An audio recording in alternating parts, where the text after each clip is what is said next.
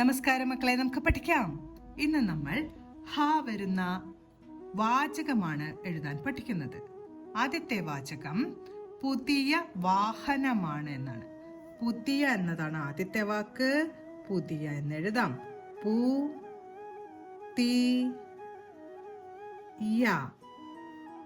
പുതിയ. അടുത്ത വാക്ക് വാഹനമാണെന്നാണ്. വാഹനമാണ്.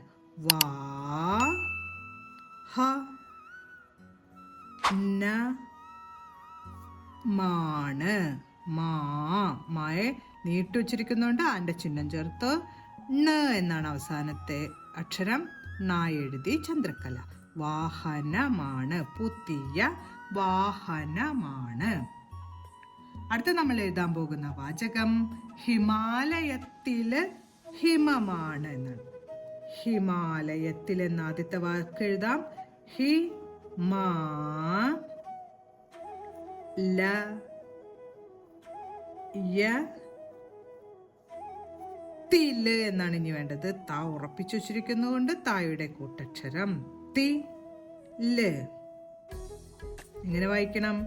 ഹിമാലയത്തില്. ഇനി ഹിമമാണെന്ന് എഴുതാം. ഹിമം മഞ്ഞല്ലേ? മഞ്ഞാണ് കേട്ടോ ഹിമം. മാണ്. ഹിമമാണ്. ഹിമാലയത്തില് ഹിമമാണ്. അടുത്ത നമ്മൾ എഴുതാൻ പോകുന്ന വാചകം വിവാഹം നിശ്ചയിച്ചു എന്നാണ്. അപ്പൊ ആദ്യത്തെ വാക്ക് നമുക്ക് വിവാഹം എഴുതണം.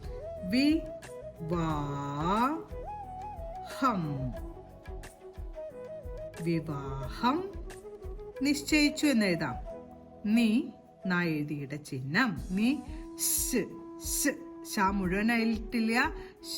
ഷായുടെ കൂടെ എന്നുള്ള ശബ്ദം കൂടിയുണ്ട്. അതുകൊണ്ട് ചന്ദ്രക്കല ചേർത്തു.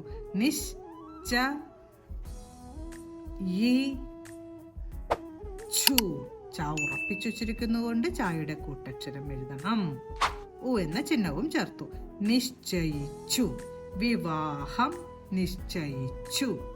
ഇന്ന് നമ്മൾ ഹ വരുന്ന വാചകങ്ങളാണ് പഠിച്ചത്. ആദ്യത്തെ വാചകം പുതിയ വാഹനമാണ്. അടുത്ത വാചകം ഹിമാലയത്തിലെ ഹിമമാണ്. ഹിമമാണ്. രണ്ട് മാകൾ അടുത്തടുത്ത് വരുന്നുണ്ട്. വായിക്കുമ്പോൾ തെറ്റരുത്. ഹിമമാണ്. അടുത്ത വാചകം വിവാഹം നിശ്ചയിച്ചു. വിവാഹം നിശ്ചയിച്ചു. ഓരോ വാചകങ്ങളും പറഞ്ഞുകൊണ്ട് എഴുതി പഠിക്കാൻ ശ്രമിക്കണം. അടുത്ത ക്ലാസ്സിൽ കാണാം മക്കളെ. നമസ്കാരം.